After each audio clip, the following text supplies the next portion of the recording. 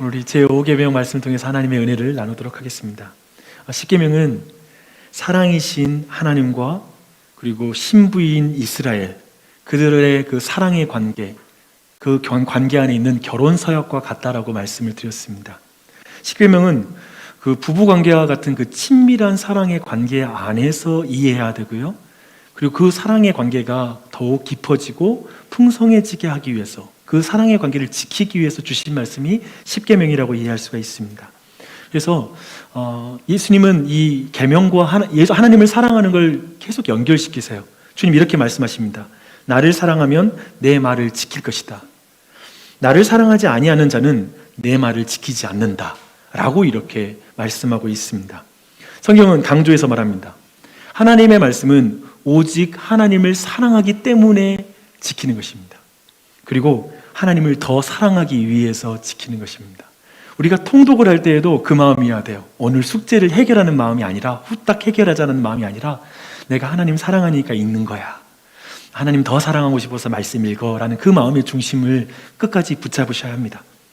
하나님이 사람에게 하신 말씀은 사랑하라입니다. 사랑이신 하나님이 우리를 사랑하사 그 사랑의 관계를 지키기 위해서 명령하신 것이 사랑하라입니다. 하나님을 사랑하라, 그리고 이웃을 사랑하라고 말씀하고 있습니다. 그래서 10계명 1계명부터 4계명까지는 하나님을 사랑하라라는 그 말씀이고요, 5계명부터 10계명까지는 이웃을 사랑하라는 말씀입니다. 이제 이 말씀을 시작하면서 오늘 말씀이 다룰 중요한 주제 한 가지를 언급하고 시작하겠습니다. 우리는 하나님 사랑과 이웃 사랑이 분리된 신앙인들을 만나게 됩니다. 굉장한, 어쩌면 우리에게는 불쾌감을 느끼게 하는 신앙의 모습이기도 하고요, 이해를 못하게 하는 그런 모습이기도 합니다. 그 극단적인 태도이기도 한데요, 하나는 일부 종교인들이 가지고 있는 태도입니다. 자신이 믿는 하나님은 열렬하게 사랑하지만 이 주변에 있는 사람을 무시하는 사람들, 그냥 다른 사람들의 관심이 없는 사람들을 만나게 됩니다. 그때 우리는 도대체 이게 뭐지? 이게 종교인가? 이게 참 신앙인가? 라는 그런 질문을 하게 되죠. 또 이와 반대로 매우 도덕적인 사람들을 만나게 됩니다. 하나님 사랑에 대해서는, 그 신을 사랑하는 것에 대해서는 관심은 전혀 없지만 사람을 소중히 여기고 사람들과의 관계를 잘하는 그런 사람들을 만나게 됩니다. 둘 다 뭔가 우리에게는 받아들일 수 없는 모습이긴 하죠. 하지만 오늘날에는 여기에 한 가지 더해서 극단적인 한 가지 태도가 더 있는 것 같습니다. 이런 태도입니다. 나는 하나님을 사랑하는 거, 그리고 이웃을 사랑하는 거 전혀 관심 없습니다. 1도 관심 없어요. 그냥 나 자신과 우리 가족을 사랑하는 것에 관심 많습니다. 어쩌면 전체 보편적으로 모든 사람을 두고 말한다면 이 세 번째 사람이 가장 오늘 시대에는 많지 않을까라는 그런 생각이 듭니다. 우리는 특히 하나님을 사랑한다고 말하면서 사람을 무시하는 신앙인에 대해서 굉장히 불쾌하게 생각합니다. 저는 부모님이 신앙생활에 너무 몰두한 나머지 자녀들을 돌보지 않아서 마음에 큰 상처가 남아 하나님께 나아가기를 어려워하는 그런 사람들을 몇 알고 있습니다. 여러분도 알고 있는 사람들이 있을 것입니다. 반대로 부모들 입장에서 상처가 있어요. 예를 들면 자녀들이 신천지와 같은 이단에 빠져서 아예 부모님에게 거짓말하고, 그리고 부모님이 사탄이라고 말하면서 막 집을 나갔을 때 도대체 그건 신앙이라고 말할 수도 없고 저게 뭔지라는 그런 깊은 배반감과 그리고 상처에 시달리기도 합니다. 이런 극단적인 경우를 자주 목도한 이들 중에 만약에 그들의 가족 중 하나가 교회를 나가기로 한다면 그들이 그 가족, 교회를 나가기로 한 사람에게 이렇게 말합니다. 교회를 다니는 거 좋아, 허락할게. 하지만 너무 깊이 빠지지 마. 여기에서 기독교 신앙이 깊이 빠진다는 의미는 뭐냐면, 가족들 다 내팽개치고 그냥 신앙생활에 몰두하는 그런 이단과 아니면 잘못된 신앙의 모습에 대한 그 생각 때문에 그렇게 말하는 것 같습니다. 그리고 그 정도는 말하지 않을지라도 어쩌면 교회를 다니는 이들, 이 자리에 있는 분들 중에서도 이 주제에 대한 저마다의 고민이 있습니다. 예를 들면 좀 이 주제를 확장시키면 교회를 봉사하는 것과 가정생활의 균형을 어떻게 가져가야 될지, 내가 지금 교회에 너무 깊이 들어가는 거 아닌지, 내가 어느 정도 이걸 조정해야 될지, 이런 생각들은 많은 사람들이 하는 것 같습니다. 그 나름대로 거기에 기준은 뭐냐면 무엇이 바른 신앙인가라는 그런 고민이 있기 때문에 그렇습니다. 교회 생활도 있지만 가정도 건강히 해야 된다는 그런 생각이 있기 때문에 그런 생각을 하는 것이겠죠. 오늘 우리는 이제 이 주제, 이웃사랑과 관련된 이 첫 번째 계명을 통해서 이 주제도 살피기를 원합니다. 제가 이 주제도라고 말씀드렸습니다. 왜냐하면 5계명 자체도 너무 많은 주제가 있거든요. 그 주제를 우리가 먼저 살피는 게 우선적인 것입니다. 하지만 이 5계명의 의미를 쭉 살피다 보면 방금 제가 쭉 말했던 그런 신앙에 대해서도 여러분이 평가할 수 있는 그런 잣대가 여러분의 손에 쥐어질 것입니다. 이제 출애굽기 12절 말씀, 20장 12절 말씀입니다. 내 부모를 공경하라. 그리하면 내 하나님 여호와가 내게 준 땅에서 내 생명이 길리라. 우선 10계명 중에서 이 5계명은 굉장히 독특합니다. 눈에 띄는 것들이 있어요. 그게 뭐냐면 다른 모든 계명은 하지 말라라는 그런 부정적인 명령이에요. 금지하는 명령이라면 이 5계명은 뭐뭐 하라, 내 부모를 공경하라라는 긍정적인 명령입니다. 그게 특별하죠. 그리고 또 하나의 독특한 특징이 있는데요. 5계명부터 이제 10계명 쭉 내용 보면 계명을 지킨다고 해서 보상해주는, 거기에 대해서 약속하는 그런 말씀은 없습니다. 그런데 오늘 내 부모를 공경하라는 말씀에는 내 부모를 공경하면 내 하나님 여호와가 내게 준 땅에서 내 생명이 길 것이다 라는 이 약속이 여기서 더욱더 더하여 설명하고 있습니다. 왜 이렇게 눈에 띄는 특징이 있는지 궁금하긴 하죠. 하지만 먼저 그걸 살피는 게 아니라 가장 먼저 살필 질문이 있어요. 제 개인적으로는 이 본문을 대했을 때 가장 먼저 떠올랐던 질문입니다. 이웃사랑과 관련된 여러 계명이 있는데 왜 하나님은 내 부모를 공경하라를 가장 먼저 앞에다 뒀을까라는 그 질문입니다. 그 이유는 저는 공경하라라는 이 표현에 우리는 그 이유를 우리가 발견할 수 있다고 생각합니다. 사실 내 부모를 사랑하라라고 명령해서도 그게 문제는 없을 것 같아요. 그렇잖아요. 내 부모를 사랑하라. 근데 공경하라라고 이렇게 말씀하고 있습니다. 근데 이 공경하라는 단어는 성경에서 하나님께 영광을 돌린다, 그리고 하나님을 경외한다라고 했을 때 그 경외와 영광을 돌린다라는 그 동사를 여기서 사용하고 있어요. 그래서 실제로 레위기 19장 3절에 대한 개역 개정판 번역은 이렇습니다. 너희 각 사람은 내 부모를 경외하라 라고 표현해요. 우리에게는, 사람에게는 경외라는 표현을 잘 안 쓰니까 너무 어색하죠, 그렇죠? 근데 그 단어를 쓰고 있다는 거예요. 하나님께 쓰는 그 표현을 쓰고 있죠. 이것은 십계명이 지금 분명히 아버지와 부모와 하나님을 연결하고 있다는 것입니다. 이걸 주목할 필요가 있습니다. 우리는 그 한국 코미디 영화사의 길이 남을 한 영화 제목이 있습니다. 되게 유명한 영화인데요. 두사부일체라는 그 영화입니다. 정말 이 영화는 레전드입니다. 근데 두목과 선생님과 그리고 부모님은 하나이다 라는 그런 걸 주장하면서 그 조폭들의 의리를 다룬 그런 영화이죠. 근데 지금 성경은 부모를 공경하는 것을 하나님을 공경하는 것으로 연결시키고 있습니다. 사실 하나님과 부모님은 아주 중요한 부분에서 어떤 공유하고 있는 속성이 있습니다. 그것은 뭐냐면 하나님은 부모님을 통해서 우리에게 생명을 주셨다는 것입니다. 이 생명과 관련된 어떤 인물, 어떤 대상이 바로 부모와 그리고 하나님이 되겠습니다. 그래서 자유주의 신학자가 한 말이기도 한데요. 심지어는 부모를 뭐라고 표현하냐면요, 코크리에이터라고 말합니다. 뭐냐면 하나님의 협력하는 창조자이다. 예를 들면 우리가 임신하고 아이를 가질 때 부모를 통하여서 아이가 뱃속에서 이렇게 생겨나고 자라나잖아요. 이걸 하나의 크리에이터라고 말하는 것이죠. 창조자라고 말하는 거예요. 그래서 하나님의 협력 창조자다라고 이렇게 부를 정도로 부모는 굉장히 중요한 역할을 한 것이죠. 그래서 우리들의 눈앞에 있는 부모는 하나님 아버지의 대리 부모입니다. 하나님을 대신한 부모라고 우리가 말할 수가 있는 것이죠. 그래서 성경은 하나님이 부모라는 권위자를 세워서 우리에게 생명을 주고 성장하게 했으니 자녀들은 하나님이 세운 부모를 공경해야 된다라고 가장 먼저 두는 것입니다. 이렇게 함으로 지금 이 질서적 개념에서도 가장 먼저 하나님, 유일하신 하나님 아버지를 말하잖아요. 또 5계명은 뭐냐면 우리 인간 세상에서 하나님의 대리자로서 가장 먼저 우선하는 부모를 여기다 두는 거예요. 그러면서 이 하나님 사랑과 이웃 사랑을 연결시키는 그 중요한 자리에 이 부모를 사랑하는 것, 독특하게 하나님과 연결되는 인물로 이렇게 연결시켜주고 있는 것이죠. 이 부분을 살펴보는 건 굉장히 흥미롭습니다. 근데 여기까지 보면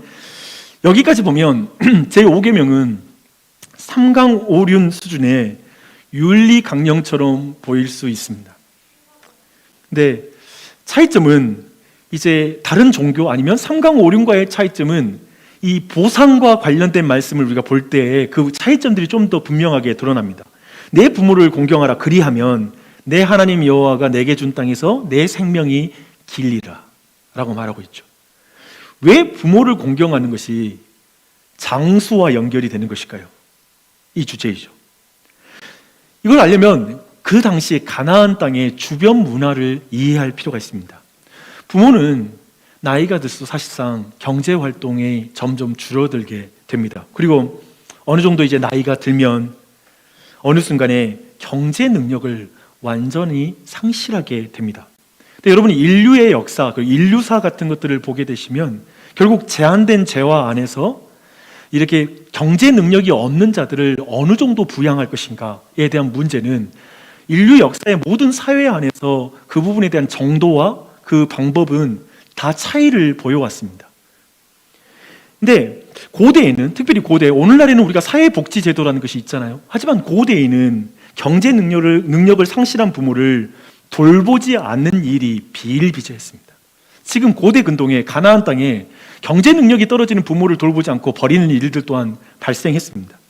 그런데 지금 하나님은 하나님의 나라가 이제 가나안 땅에 세워질 그 하나님의 나라가 가나안 땅의 다른 이방 민족과는 다른 나라가 되어야 된다고 말하는 거예요. 온 세상이 부모를 실용적으로 대할 때, 즉 나에게 유익이 있고 부모도 경제 능력이 있어서 날 도와줄 때에는 공경하지만 그러지 않으면 나는 상관없어. 실용적으로 부모를 대할 때 하나님의 나라는 부모의 그 경제 능력과 상관없이 부모를 공경해야 된다라고 지금 말하고 있는 것입니다.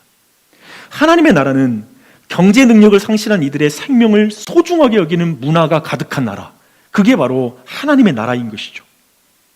그래서 그 이유에 따르는 보상은 굉장히 자연스러워요. 생각해보면 여러분 보십시오. 우리가 알고 있다시피 이런 그 생명을 소중히 여기는 문화가 강하고 그것이 제도화된 나라를 우리는 복지국가라고 말합니다. 그래서 사회의 모든 사람들이 크게 가난하지 않고 어느 정도 생계를 유지할 수 있게 만드는 그런 사회를 그렇게 말하죠. 오늘날 우리는 그런 기준을 가지고 오늘 본문 보면 이해가 돼요. 여러 가지로 그렇다라는 것이 이해돼요. 하지만 지금 이 당시에는 내 부모를 공경하라, 특히 아버지를 공경하는 건 그 당시에 있지만 어머니, 그러니까 여성들을 굉장히 또 강조하면서 부모를 공경하라, 이런 것은 그 당시에 많지 않을 뿐더러 생명, 경제 능력이 없는 자를 소중히 여기는 문화는 그 어느 문화에도 없는 거예요. 그런 안목으로 봤을 때 이 말씀이 얼마나 놀라운지 우리가 이해할 수 있습니다. 그래서 이 보상은 자연스러워요. 내가 부모의 생명을 소중히 여기면 내 자녀가 너의 생명을 소중히 여길 것이다. 그것이 장수이다, 이 말입니다. 오늘날 세상은 사실상 이 제5계명을 무시합니다. 근데 오늘날 세상은 사람들은 그런데 장수는 하고 싶어요. 그래서 오늘날 이 세상은 제5계명은 무시하면서 과학 문명과 의료 기술로 장수하는 사회를 추구하는 것 같습니다. 시간이 갈수록 안티에이징 산업은 갈수록 커질 것 같습니다. 그렇죠? 나이 들지 않으려고 노력하는 사람들의 노력 커지고요. 거기에 돈이 있다는 것이죠.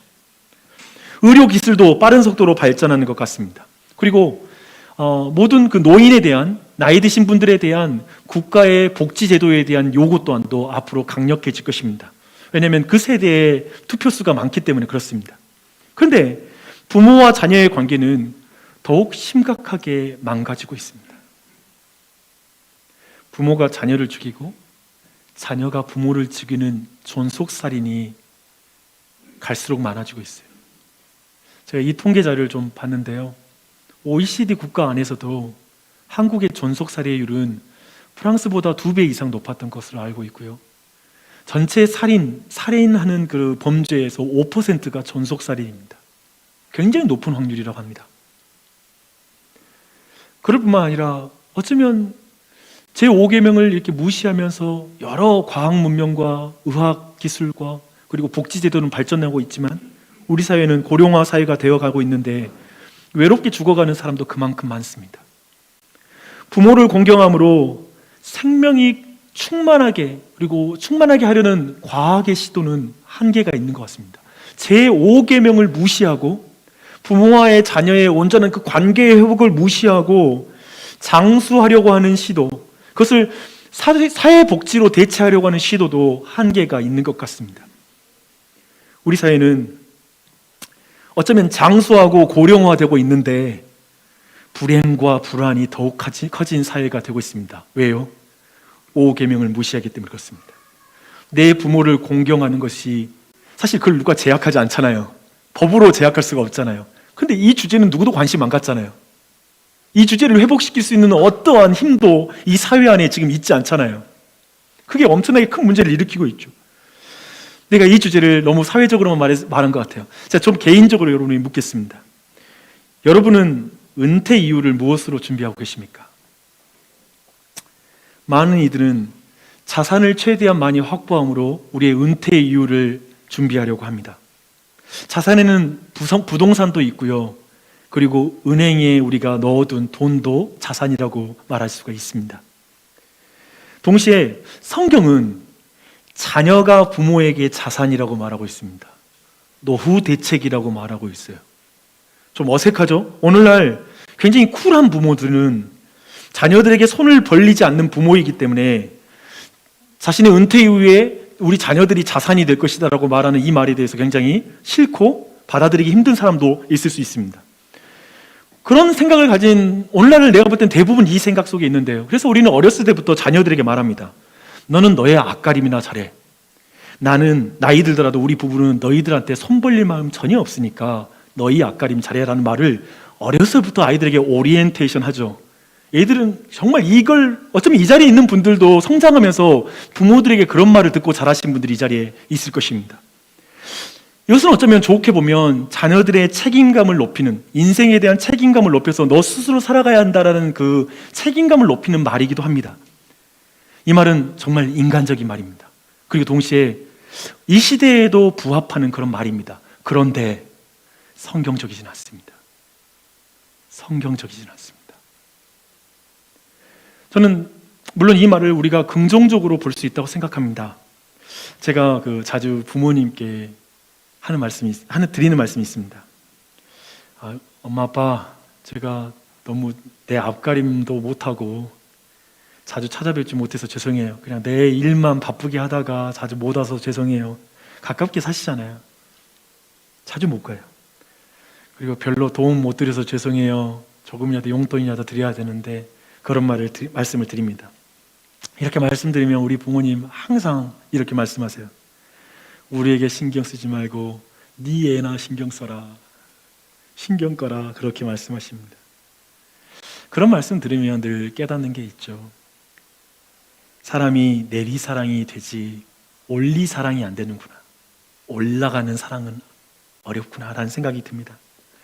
그렇게 생각하면서 제 마음에 다짐하는 건 이제 부모님께 받은 사랑 받았으니까 이제 내 자녀에게 사랑을 줘서, 그리고 그 사랑 그냥 주는 게 아니라 자녀에게 받을 생각하지 말고 줘야 되겠다. 그런 다짐을 하게 돼요. 왜냐하면 나도 부모님께 보상 못 하는데 거기에 대한 균등한 거 뭐냐면 나는 아이들에게 받을 마음 없이 주는 거. 그래서 오늘날 그러잖아요. 부모님께 받은 거 내가 주고 받을 마음 없다. 넌 네 알아서 살아. 나는 내 알아서 살게. 이런 식의 계산 논리를 갖고 있습니다. 내리사랑 논리인 것 같아요. 내리사랑만 가정하는 논리인 것입니다. 물론 대부분의 부모가 그렇죠. 대부분 더 주지 못해서 안타까워하죠. 더 털어내지 못해서 안타까운 부모는 없습니다. 그렇죠? 이 자리에 그런 부모는 없을 거예요. 이것이 부모로서 가질 마땅한 마음인 것 같아요. 부모로서는 그런 마음 가져야 돼요. 내가 나이 들어서 너한테 내가 키우고 받아낼 거야. 이럴 수는 없지 않습니까? 그런 마음을 갖는 건 아니죠. 그런데 제가 이번에 성경을 보면서 이것이 방금 말한 내리사랑 논리가 성경이 말하는 강조를 놓친 것임을 배웠습니다. 성경은 내 부모를 공경하라. 즉 올리사랑을 행하라. 그러면 내 자녀가 올리사랑을 행할 것이다. 그러면 내 생명이 길리라. 이런 방식으로 하나님의 나라가 세워지도록, 자녀들로서는 부모를 공경할 수 있도록 가르치고 그것 가운데 사회가 건강하게 서도록 하나님이 이 사회를 만들었다는 것입니다. 우리는 부모님께 받은 사랑을 자녀들에게 흘려서 퉁치는 의미로 내 앞가림이나 잘해라는 말로 그 의미로 말한다면 이건 성경적이지 않습니다. 이걸 꼭 기억하십시오. 자녀에게 내리사랑하는 것이 틀렸다는 말이 아닙니다. 내리사랑이 부모에게 원리사랑을 대체하는 것이라면 그건 틀렸다는 것입니다. 예를 들면 나는 이제 부모에게 뭐 할 건 없고 자녀에게 그냥 사랑 흘리면 돼. 그게 부모 사랑에 갚는 거야. 예를 들면 부모 사랑, 원리사랑을 대체로 내리사랑만 생각한다면 이건 틀렸단 말입니다. 이건 성경이 말하는 게 아닙니다. 이번에 설교를 준비하면서 제가 그런 묵상을 했습니다. 그 부모님들이 나이 드시면 애가 된다는 말이 있잖아요. 근데 우리 아버지가 지금 몸이 그렇게 좋지 않으세요. 한 번씩 이렇게 확 아팠다가 좋아지시기도 하지만 약간 안 좋으신 것 같은데 어머니와 누나가 가까이 있으니까 볼 때마다 너무 힘들다고, 니네 아버지 이제 애가 되고 있다고, 애 같다고 막 그러시는 거예요. 애와 같이 되니까 옆에서 했던 말 또 하는 거 또 하기도 하고, 그러니까 여러 가지로 불편한 것이죠. 근데 그런 생각이 들더라고요. 이런 부모, 어쩌면 우리로서는 여러 가지 기력이 쇠하고 경제적 능력이 떨어지고 어쩌면 정신적인 능력도 떨어질 수 있는 부모님, 어쩌면 치매에 빠질 수도 있고요. 그런 경우 우리가 부모를 공경할 때 어쩌면 그건 너무나 고통스러운 일이죠. 근데 생각해 보니까 부모는 나이 들수록 애가 되고 그 순간에 우리는 그 부모를 섬기면서 내가 애했을 때 부모가 이런 사랑을 주셨구나는 걸 깨닫겠구나라는 생각이 드는 거예요. 내가 애했을 때 내 똥 기저귀 다 받아내시고, 내가 똑같은 질문 또 하고 해도 부모님은 짜증내지 않으셨고, 근데 우리는 나이 드신 어르신, 우리 부모님이 똑같은 말 또 하면 되게 짜증나겠잖아요. 아까 말했잖아요. 똑같은 말 질문해요 라고 어쩌면 짜증낼 텐데 우리의 부모님들은 그렇게 하지 않으셨죠. 그렇게 생각하면서 이런 생각이 들었어요. 우리말에 다 너도 자녀를 키워보면서 내 마음 알 거야, 부모 마음 알 거야 라고 말하잖아요. 근데 그것만 있는 게 아니라 성경 오늘 십계명의 논리로 본다면 나이 드신 부모님을 우리가 공경함으로 사실상 부모의 마음, 나를 사랑한 그 부모의 마음을 더 깨달을 수 있다. 원리사랑을 통하여서 부모의 사랑을 더 깨달을 수 있겠구나라는 그 생각이 들더라고요. 이런 묵상을 했습니다. 맞습니다. 우리는 그렇게 부모를 공경합니다. 제가 이 원리를 중요하게 생각하는 이유가 있습니다. 오늘날에 경제력을 상실한 부모를 모시는 문제 때문에 형제들의 관계가 깨지는 경우가 있고요. 그리고 부부 관계까지 깨지는 경우가 있습니다. 심지어 이혼에 이르는 일까지 벌어지기도 합니다. 제가 볼 때 고령화 사회로 지금 접어들고 앞으로 더 심각해진다고 하는데 이 갈등이 심해졌으면 심해졌지 이것이 더 나아질 것은 아니라고 생각합니다. 자꾸 사회복지로 해결할 수 있을까? 저는 그것이 거의 불가능하다고 생각합니다. 왜 그럴까요? 많은 이유가 있겠지만 제가 볼 땐 이렇게 왜 갈등이 있을까? 형제 사이에 그리고 부부 사이에 생각했을 때 많은 이유가 있겠지만 제가 볼 때 한 가지만 말씀드릴게요. 자식들에게 손 벌리는 부모는 민폐라는 사고가 깔려있기 때문이라고 저는 생각합니다. 연로하여 경제 능력이 없는 부모를 돕는 것을 마땅한 것이라고 생각하지 않고 이건 그 부모님이 자기 관리를 못했기 때문에 우리가 생고생하는 것이야 라고 생각하는 것으로 많은 사람이 나간다는 것입니다. 감정적으로. 괜히 그렇기 때문에 부부 사이에도 이것 때문에 나눠져요. 왜냐하면 내 부모님은 어느 정도 경제적인 준비가 돼 있어서 도울 필요가 없는데 한쪽 부모님은 도와야 되는 거예요. 그러면 괜히 상대 부부에 대해서 무시하는 태도가 생깁니다. 자기 관리를 참 못하셨구나 라는 이런 생각을 하는 것이죠. 그래서 괜히 다른 친구에게 집을 사준 부모와 비교하면서 그렇게 원망하고 불평하게 됩니다. 내 친구는 부모님이 집 사줬는데, 장모님이 사주셨다는데 우리 장모님은 왜 이렇게 신뢰가 안 되실까? 예를 들면 그런 비교의식에 계속 시달릴 수밖에 없습니다. 주 안에 사랑하는 여러분, 제가 볼 때 영적 전쟁은 이런 부분에서 영적 전쟁입니다. 귀신하고 싸우는 싸움이 아니라요, 정말 세상이 만들어 놓은 가치관, 행복관, 어쩌면 부모가 되면 난 쿨하게 너는 너고 나는 나야. 난 내가 알아서 할 테니까 너는 알아서 해. 이게 우리에겐 쿨한 부모다 보니까 우리 부모님들도 동일하게 그래야 좋아요. 안 그러면 부모가 너무 짐스러워요. 그리고 대단히 잘못된 것 같아요. 아니라는 거예요, 제 말은. 그게 아니라는 거예요. 성경을 따르면 우리가 무력할 때 부모가 우리를 도우셨으니 그분들이 무력해질 때 우리가 그분을 공경하는 것이 마땅하다는 거예요. 우리의 삶이 아무리 힘들어지고 물론 우리가 경제적으로 빠듯하다는 걸 알고 있습니다. 그래도 내가 그걸 나누고 더 아껴 써서라도 그걸 나누는 것이 하나님 보시기에 그것이 하나님의 질서에 맞다라는 걸 말하고 있는 것입니다. 부모님이 경제력이 있어서 공경하는 것이 아니라 경제력이 없어도 공경하는 것입니다. 왜요? 우리의 아버지는, 우리의 부모님은 하나님의 대리자이니까. 대리자로서 내게 생명 주셨고 생명의 통로가 되어주셨고 내가 성장하도록 자신의 생명을 쏟아줬으니까 우리는 그분들을 공경하는 게 마땅하다는 것입니다. 그런데 이 5계명을 지키는 게 만만치가 않습니다. 사실 많은 이들은 방금 제가 말씀드리면서 말씀에 따라서 성경에 따라서 풀어 나눌 때 동의하지 않는 부분이 있는, 그리고 이해가 안 되는 부분이 있는 분도 있을 수 있습니다. 또 질문하고 싶은 부분도 있었을 수 있어요. 한마디로 이런 식의 질문이 우리 안에 가장 먼저 떠오를 것입니다. 왜 성경은 받을 만한 자격에 대해서는 말하지 않죠? 부모가 공경을 받으려면 받을 만한 일을 했어야 공경하죠. 부모님이 공경받을 만한 분이 아닐 수 있잖아요. 도리어 상처를 준 부모일 수 있잖아요. 라고 이렇게 질문이 오는 것이죠. 공경하기 어려운 부모님이 있습니다. 요즘 제가 볼 때 언론에 요즘 계속 오르내리더라고요. 그 끔찍한 부모에 의해서 아이가 죽는, 그리고 뭐 아이가 죽었는데 그게 실제로는 할머니의 아이였다, 뭐 이렇게 막 말하는 이런 기사를 보면서 우리는 정말 당혹스럽죠. 10계명에 반드시 내 자녀를 사랑하라는 말씀을 넣어야 될 것 같아요.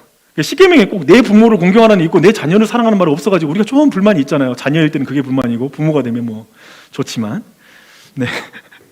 여튼 그게 궁금한데 요즘 시대 같아서는 그게 들어갈 것 같아요. 이제 10계명 만들면 내 자녀를 사랑하라 라는 말씀이 들어갈 것 같아요. 그래서 요즘은 이런 시대 속에서 설교도 어렵습니다. 내리사랑도 당연한 것이 아니기 때문에 자식을 사랑하는 것도 자연적으로 되는 시대가 아닌 거예요. 이제 그런 인식을 우리가 가지게 되었습니다. 자녀를 유기하고 학대하는 부모도 많아지고 있고요. 자녀들에게 뭔가를 얻어내려고 혈안이 되는, 그래서 결혼하고 나서도 끊임없이 자녀들에게 경제적인 요구 때문에 실질적으로 부부가 이혼하는 일들, 자녀들의 부부 생활을 망치는 경우도 여전히 존재하고 있습니다. 그것으로 그렇게 더욱 공경을 받을 만한 자격에 대해서 말하지 않는 5계명이 좀 이해가 안 됩니다. 5계명에 좀 뭔가 자격을 넣어줘야죠. 그런 생각이 드는 것이죠. 사실 그렇습니다. 이제 5계명 다음에 6계명부터 살인하지 말라라는 말은 육체적 남용에 대해서 말하는 거거든요. 그리고 간음하지 말라는 것은 성적 남용을 경계하는 것이고요. 그리고 거짓 증거하지 말라는 말은 말의 남용, 그것을 금지하는 것입니다. 그리고 탐내지 말라라는 것은 소유욕에 대한, 거기에 대해서 이렇게 걸고 있는 것이죠. 그걸 금지하는 것이죠. 소유욕의 남용이죠. 그런 의미에서 부모로서 권위의 남용에 대한 조건 걸어주고 나서 남용이 없는 부모를 공경해라 라고 말하면 되게 좋을 것 같아요. 왜냐하면 다른 10계명과 또 라임이 맞잖아요. 근데 굳이 5계명은 그렇게 기록하지 않은 거예요. 금지 명령을 안 하고 그냥 내 부모를 공경하라 라만 말하고 있습니다. 공경을 받을 만한 자격을 포기할 수 있는 이유는 상처를 준 부모를 공경하는 것이 너무 고통스럽기 때문에 그렇습니다. 우리는 부모 공경 말 들으면 더구나 뭐 시부모 공경이다, 뭐 그러면 아찔아찔하죠. 공경할 마음이 없기 때문에 그렇습니다. 너무 내 마음에 상처를 많이 줬으니까 그렇습니다. 괜히 그러면 또 이런 말씀 나오면 심술 나서 이제 마을 모임에서 이런 모임 말을 할 수 있어요. 그렇다면 교회에 다니지 말라고 하는 부모의 명령에 대해서 순종해야 되나요? 아니요. 아니요. 성경은 부모님을 공경하라고 하지 부모의 모든 말에 순종하라고 말하지 않습니다. 즉 부모의 말 중에 불의하고 압제한 말에 불순종하는 게 그 부모를 경외하지 않는 게 아닙니다. 기독교는 반진리에 대해서 저항합니다. 사람의 말을 듣는 것보다 하나님의 말씀을 듣는 게 낫다고 말합니다. 하나님의 말씀을 듣다가 때로는 부모와 원수가 될 수 있다고 말합니다. 하나님 아버지의 하나님 아버지의 권위가 대리자인 부모님보다 높기 때문에 그렇습니다. 그러니까 더 높은 권위에게 그 낮은 권위가 대항하면 거기에 대해서는 불순종할 수 있는 거죠. 하지만 공경하라는 것입니다. 사소한 질문으로 성경이 말하는 강조를 여러분 흐릴 필요는 없어요. 지금 성경이 말하는 강조는 뭐냐면 어떤 부모이기 때문에 공경하는 것이 아니라 부모이기 때문에 공경하라는 것입니다. 근데 우리는 이걸 지울 수가 없어요. 어떤 부모, 그게 중요한 거예요.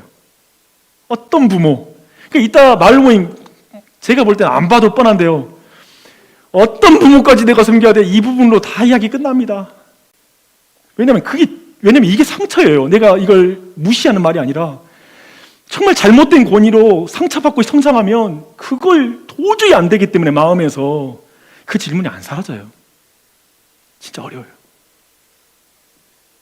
우리 이렇게 5계명을 지키는 걸 어려워하는 사람을 만나게 됩니다. 그런데 제 5계명은 불신자들만이 어기는 것일까요? 불신자들만이 막 권위를 존중하지 않고 그럴까요? 아니에요. 마태복음 15장을 보면 신앙을 가진 이들이 제 5계명을 어떻게 어기는지를 보여주고 있어요. 우리는 바리새인과 서기관을 통해서 그 한 가지 유형을 만나게 됩니다. 그들은 제자들이 장로들의 전통에 따르지 않고 음식을 먹을 때 손을 씻지 않고 먹는 것 때문에 그냥 열이 났습니다. 분노하고 예수님께 따져 묻습니다. 그때 예수님은 바리새인과 서기관들의 서기관들이 장로의 유전을 지키면서 더 중요한 하나님의 율법을 어기는 것에 대해서 고발합니다. 그 예가 당시 유대인들이 종교를 통해서 하나님의 말씀을 어기는 그 기만이었다는 거예요. 근데 그 예를 드는 게 부모를 공경함을 하나님께 대신했다라고 말하면 부모에게 공경을 안 해도 된다는 거예요. 근데 되게 이게 말도 안 되는 말인데 얼핏 보면 되게 영적으로 보여요. 왜냐하면 하나님께 드림이 됐어 라고 하면 부모에게는 할 필요가 없다는 거예요. 하나님을 더 사랑하는 것처럼 비춰지게 되는 그런 영적인 표현들입니다. 사람에게 하나님을 위한 것처럼 말하면서 사람에게 해야 할 마땅한 일을 행하지 않는 것입니다. 사실상은 자신의 이기적인 형편, 자신의 형편을 핑계대어 자신의 부모를 모욕하고 소홀히 여기는 죄를 범하고 있는 자들인 것이죠. 종교적으로 포장을 너무 잘했을 뿐이에요. 근데 속은 그런 거예요. 저는 이런 것이 종교가 가진 무서움인 것 같아요. 제가 기독교라든지 아니면 뭐 타종교는 상관없이 이 종교가 가진 이 무서움을 봅니다.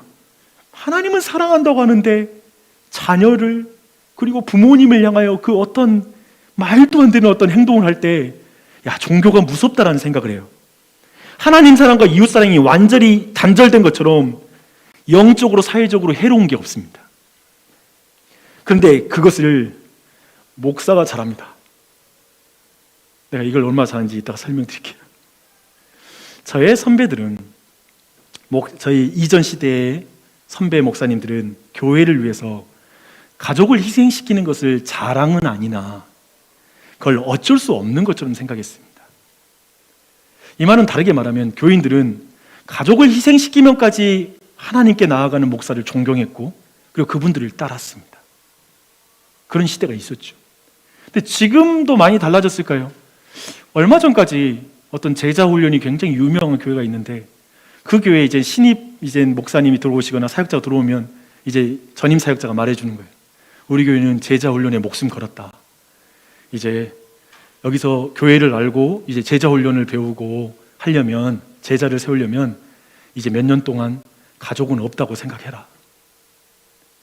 이런 말 들으면 우리 모두가 당혹스러운 거죠. 도대체 가족을 무시하고 제자가 어떻게 만들어질까? 이런 언밸런스가 이렇게 말도 안 되는 말이 사실 교회 안에도 있고 목회자 세계가 굉장히 익숙합니다. 여러분도 어쩌면 제가 우리 가족하고 시간 많이 쓰는 거 별로 안 좋아할 수 있습니다. 정신없이 이렇게 여러분과 시간 많이 보내고 많은 시간을 외부에 보내는 거 그것이 좋아 보일 수 있어요. 왜냐하면 나를 정말 사랑하는 것 같거든요. 사실 사람이 그렇다는 것입니다. 근데 그런 부분에 대한 오류가 목사로서 굉장히 있더라고요. 마치 그런 거죠. 하나님께 내가 헌신했으니 내 가족은 하나님께서 알아서 책임져 주십시오. 이런 식의 논리니까 말입니다.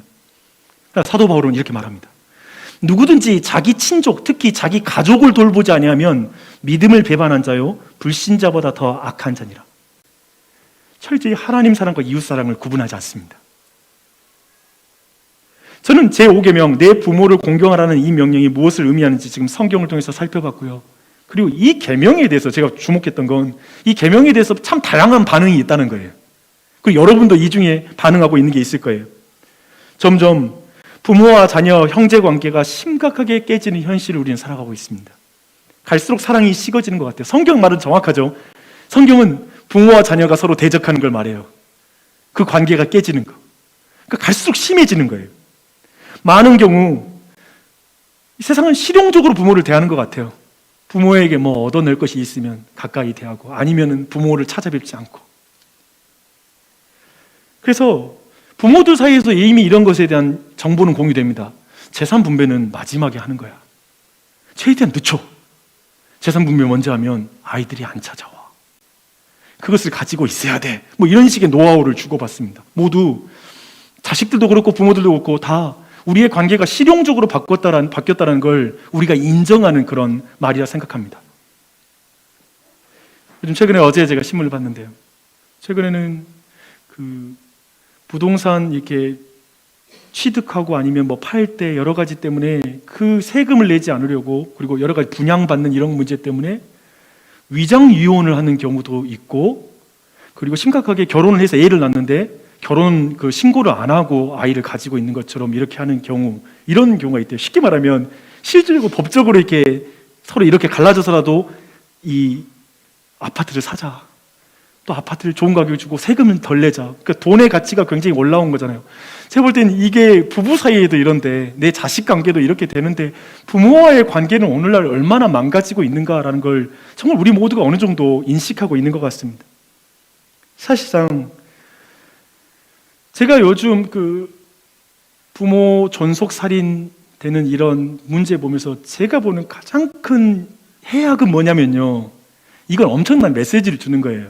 사회 전체에, 그리고 자라나는 아이들에게 부모와의 관계가 가장 안전한 관계가 아니라는 메시지를 주는 거예요. 그러니까 우리는 나는 절대 안 그래, 아니 말도 안 되는 사람이야 그러잖아요. 우리는 그렇죠.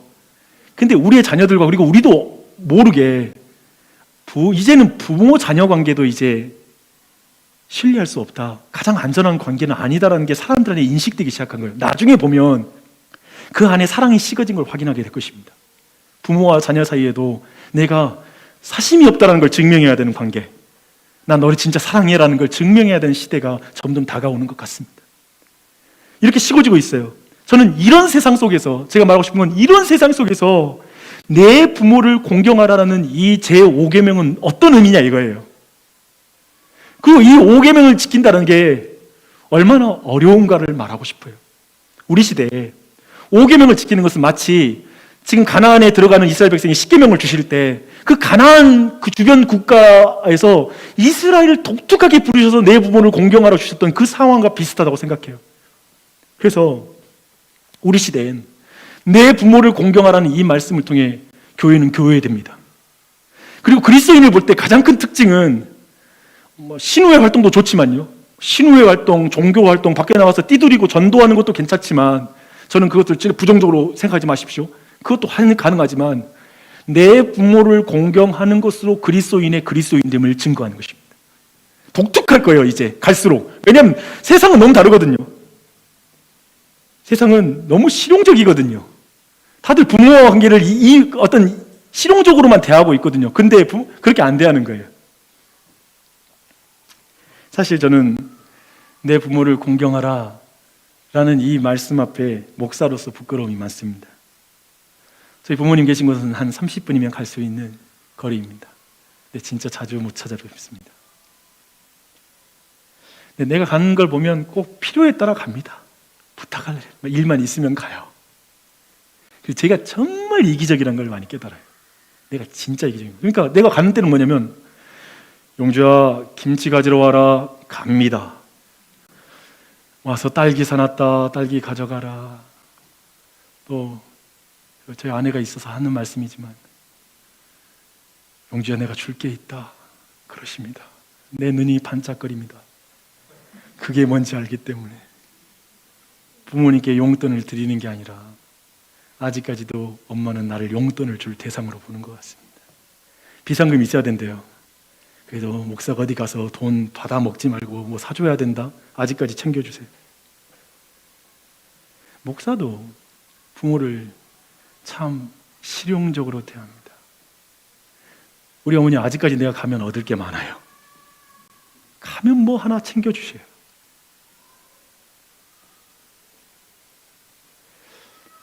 자, 부모님 아무것도 없을 때 내가 이렇게 할 수 있을까? 모르겠어요.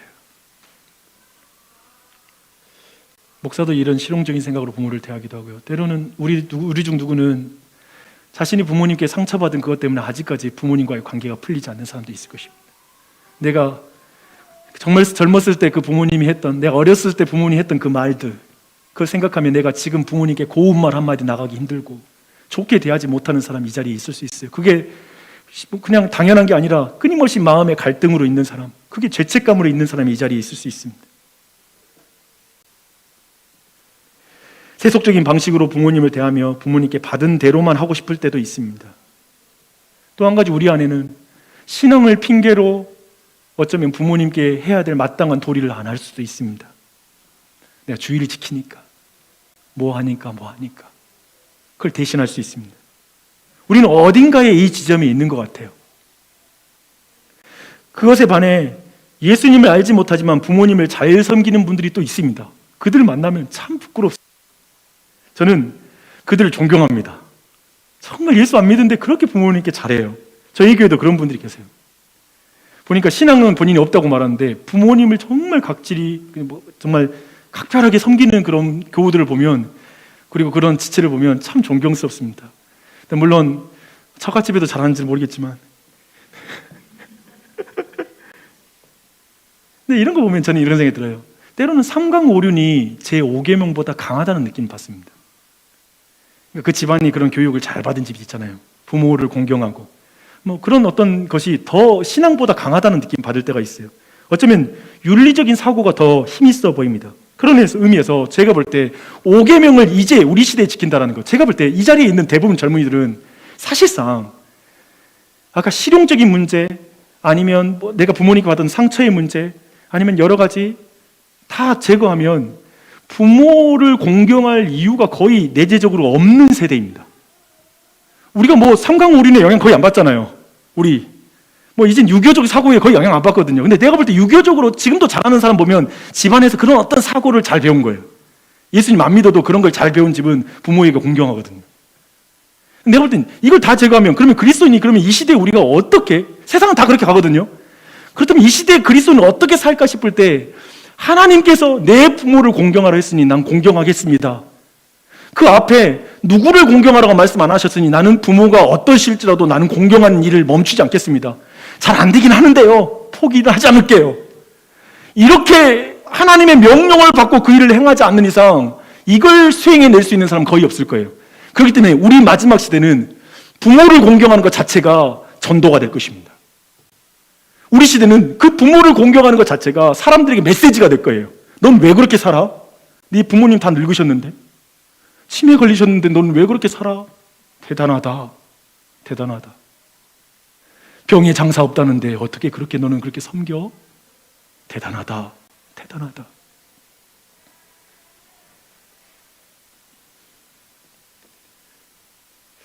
우리가 사는 세상에서 만나는 부모님, 불완전한 분이십니다. 저희는 저희 아버지에게 따뜻한 말, 사랑한다는 말 한 번도 들어본 적 없습니다. 앞으로 어떻게 살래라는 내 진로를 아버지가 물어본 적도 한 번도 없습니다. 저희 아버지는 그냥 그런 데 관심 없으셨어요. 그런 아버지였어요. 부모들은 정말 우리가 볼 때 불완전합니다. 완전하지 않아요. 형상이 깨진 분들, 하나님의 형상이 깨진 분들도 계시고요. 또 그들로부터 우리 안에 말할 수 없는 상처를 받은 분들 여기에 계실 것입니다.